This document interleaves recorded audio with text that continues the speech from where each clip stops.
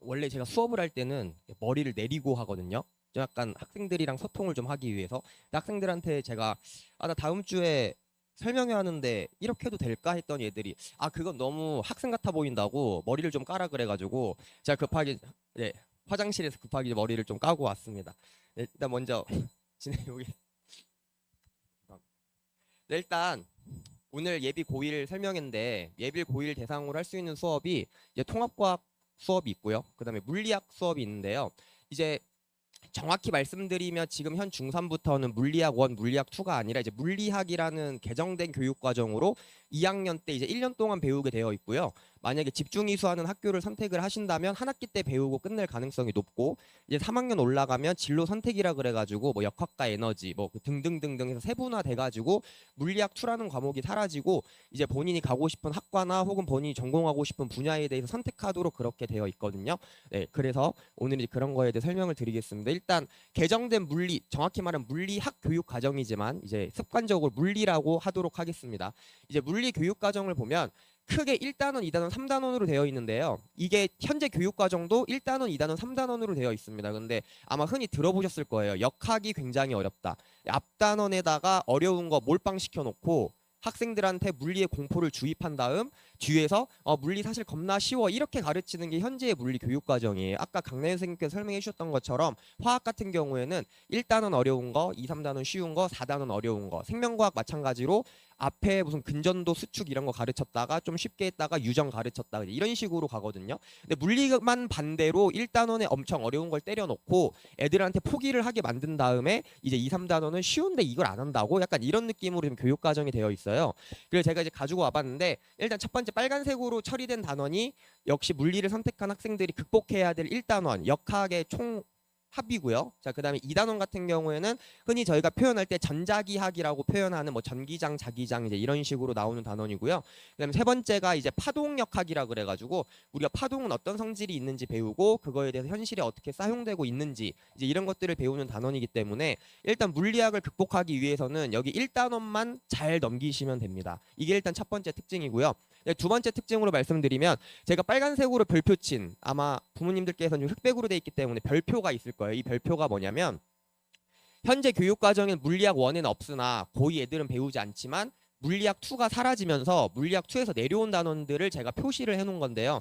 특히 이 평형과 안정성 같은 경우에는 지금 교육 과정 이전에는 이제 물리학 1의 부력과 함께 있다가 이제 제가 공부를 할 때거든요. 그때 있다가 없어졌다가 다시 물리학 1으로 물리로 다시 내려온 그런 단원이고요. 굉장히 어려운 단원이고요. 그리고 전기장 전이차 축전기도 마찬가지로 원래 옛날에 물리 2에 있다가 이제 여기서 물리 2가 사라지고 다시 물리학으로 내려온 그런 개념이 되겠고 이제 이것들의 특징이 뭐냐면 중학교 때 한 번도 안 배웠다가 고등학교 1학년 때도 안 배워요. 안 배웠다가 갑자기 물리학에서 띵, 야 이거 있는데 배워봐 이런 식이어서 굉장히 생소한 단원이고요.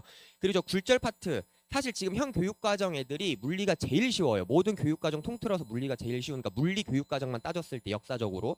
그래서 저 굴절 파트에 이제 렌즈 작도하는 게 내려와가지고 이 렌즈 작도가 물리학 2에 있었는데 이 렌즈 작도가 추가가 되면서 굉장히 파동도 조금 보강이 되어 있습니다. 그래서 뭐 다들 마찬가지게 다른 과목도 마찬가지겠지만 2 과목이 사라지다 보니까 1 과목에다가 중요한 내용들을 다시 배치할 수밖에 없고 지금 중3 사실 굉장히 교육과정 바뀌고 난 세대가 피 보는 세대라고 많이 표현을 하는 이유가 뭐냐면 일단 첫 번째로 교육과정 자체가 어려워진 게 첫 번째고요. 두 번째로는 이거를 처음 시험을 내게 되면 당연히 학교 선생님들은 가이드라인이 없기 때문에 근데 이 내용 있지 않나 하고 옛날 교육과정까지 다 끌어서 내는 실제로 양전고 같은 경우에도 제가 내신 대비를 지금 하고 있는데 물리학 1에서도 옛날 거 막 갖다 내고 그래가지고 학생들이 조금 많이 어려워하는 그런 경향이 있습니다. 그렇게 이제 설명드릴 수가 있겠고요. 이제 특강을 소개를 드리면 총 12회로 구성이 돼 있고 저희 중3 친구들 같은 경우는 이제 10월에 내신 대비를 해야 되기 때문에 9월 말까지 이제 세팅을 해놨는데 여기서 중요한 건 뭐냐면 제가 지금까지 수많은 학생들을 가르쳐 보니까 앞에 역학을 쭉 한 4주에서 6주 정도 수업을 하고 나면 방학이 끝나요.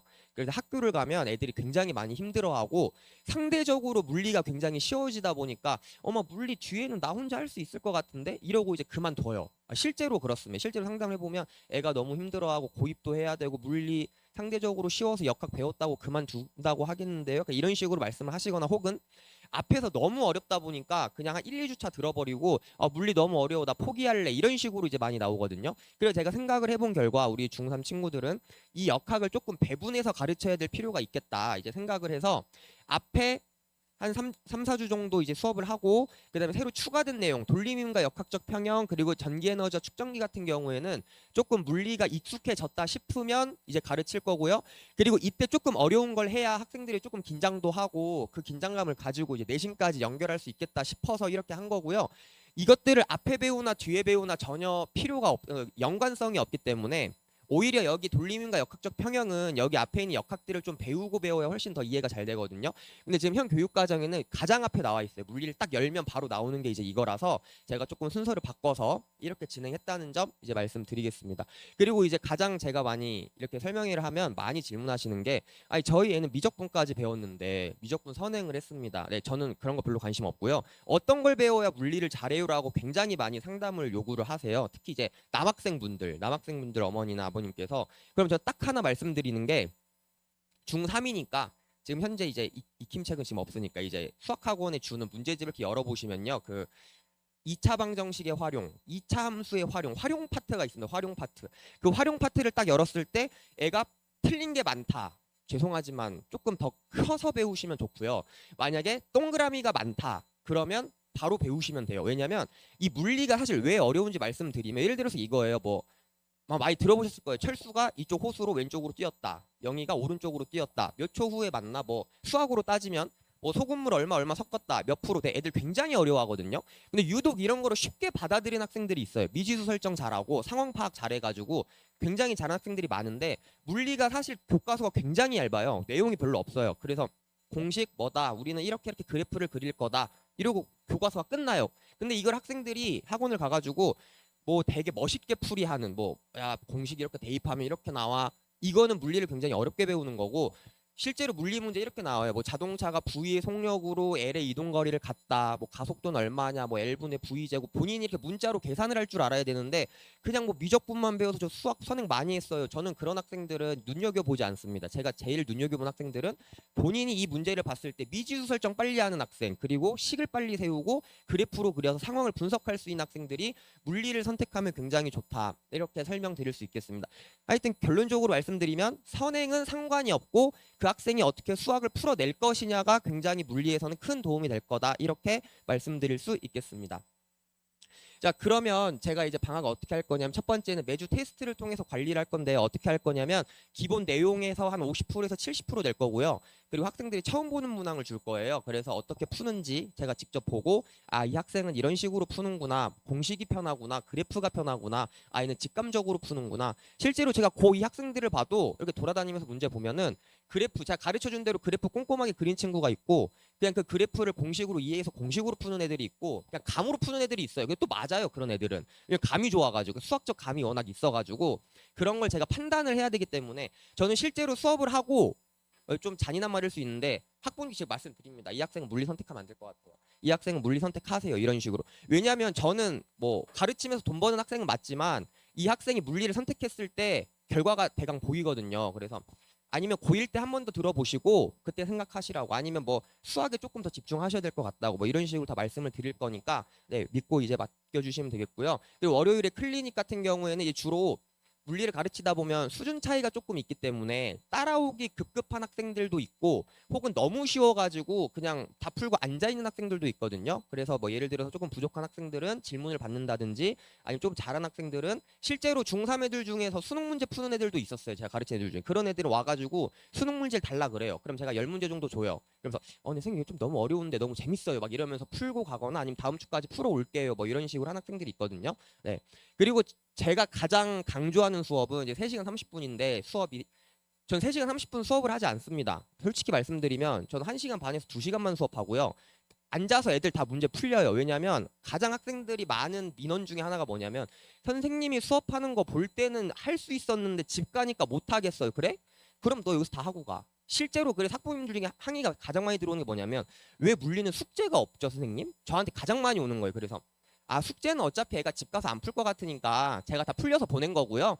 집에서는 그냥 평화롭게 대화하시면 돼요. 제가 주로 그렇게 말씀드리고 왜냐면 가장 많은 갈등이 숙제잖아요. 너 숙제했어?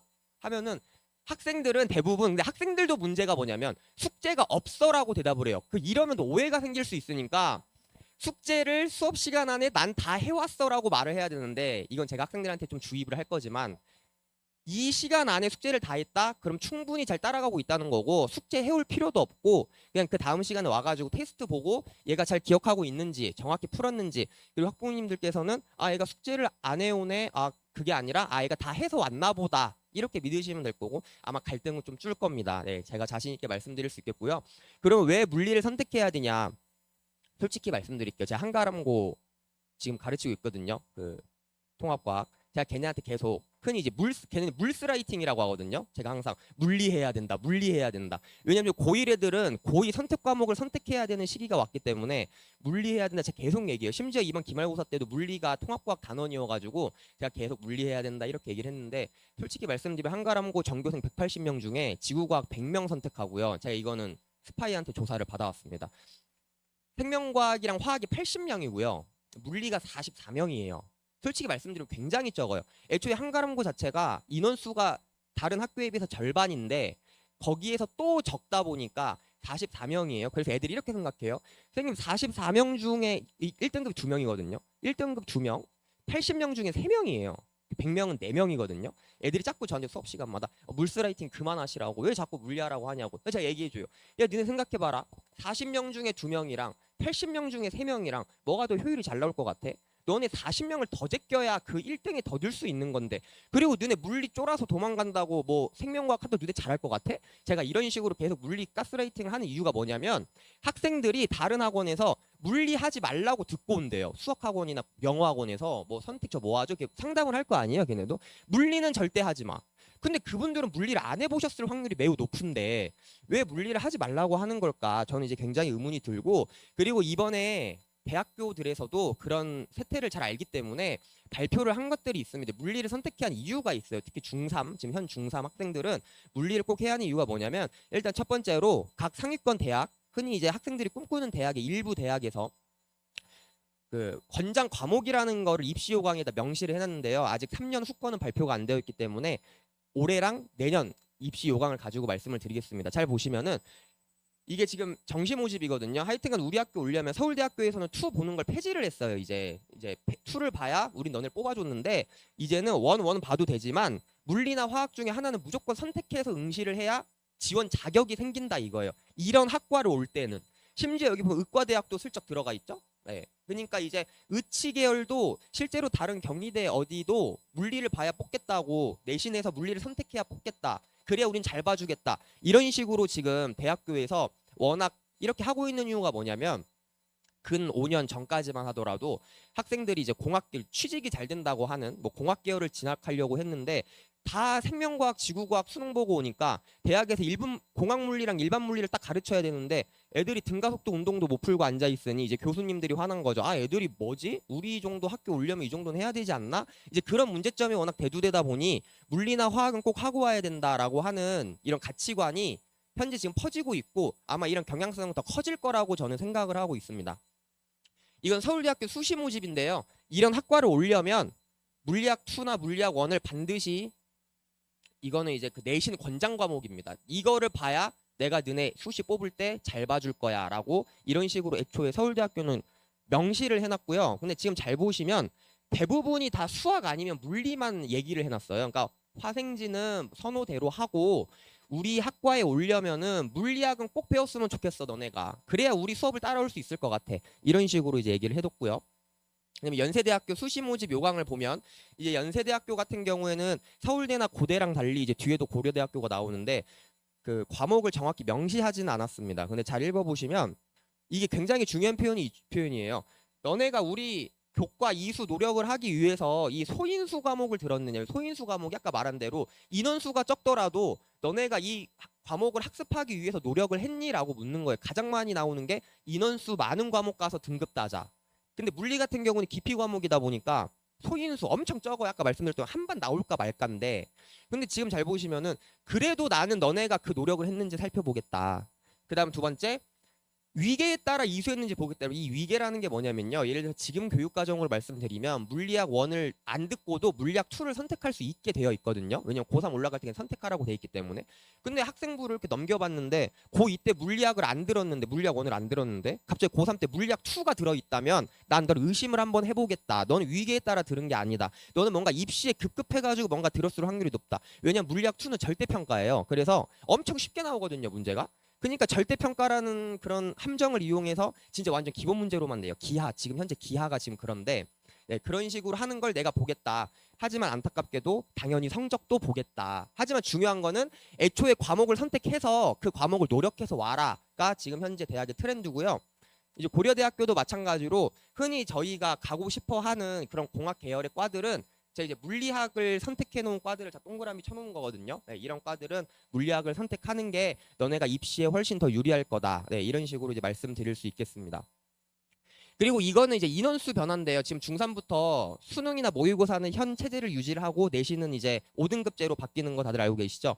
네, 이거는 지금 작년, 재작년이랑 작년 수능 응시한 인원수를 제가 가지고 온 건데 물리 비율이 조금씩 올라가고 있어요. 옛날 것도 비교해 보면 옛날엔 물리가 엄청 적었는데 일단 기본적으로 특징이 뭐냐면 이공계열 학생들의 수가 증가하고 있어요. 그 이유는 아시겠지만 문이과 통합이다 보니 이제 문과를 가면 굉장히 메리트가 적어져서 일단 이과를 선택을 하고 그 다음에 이 물리의 선택자 수가 늘어나는 이유가 뭐냐면 아마 학부모님들께서 그 입시 그 고3 입시를 한번 가보시면 중3이시겠지만 뭐 형제 자매가 있거나 하면 가보시면 이 기출 문제들을 풀어줄 겁니다. 이 과탐 기출 문제들을 풀어주면 실제로 화학이나 생명과학 같은 경우에는 변별력을 내야 되다 보니까 엄청 어렵게 내요. 뭐 예를 들어서 유전, 뭐 산화는 산염기, 뭐 양적 관계 이거 엄청 어렵게 내거든요. 근데 물리는 상대적으로 그렇게 안 어려워요. 내용 자체가 없고 아까 말씀드렸던 것처럼 방정식만 잘 풀 수 있으면 굉장히 빨리 나오는 답안지인데 왜 그러면 물리가 어렵다고 그렇게 소문이 났냐? 그냥 자기들이 어려워해서 그런 거예요. 실제로 내용은 굉장히 쉽습니다. 네, 제가 말씀드릴 수 있는 건 이제 그거고 어쨌든 지금 트렌드가 그런 식으로 바뀌고 있다는 거 이제 말씀드릴 수 있겠고요. 그 다음에 내신 같은 경우에도 현재 지금 고1, 고2 학생들은 1, 2등급까지가 이제 중3 기준으로 하면 1등급으로 변하기 때문에 나 10% 안에 들면 되겠구나. 이제 이런 식으로 내신이 바뀌기 때문에 일단 첫 번째로 내신의 부담이 줄어드는 건 맞고요. 그 다음에 대학교에서 원하는 과목을 선택해야 되는 것도 맞다. 이렇게 이제 말씀드릴 수가 있겠습니다.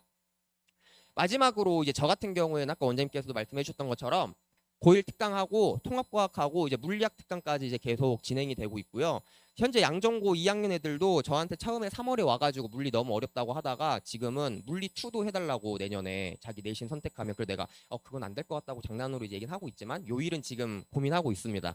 그래서 실제로도 지금 제 수업을 듣는 애들이 옛날에 제 수업을 많이 들었다가 계속 이렇게 올라온 학생들이 많거든요. 네.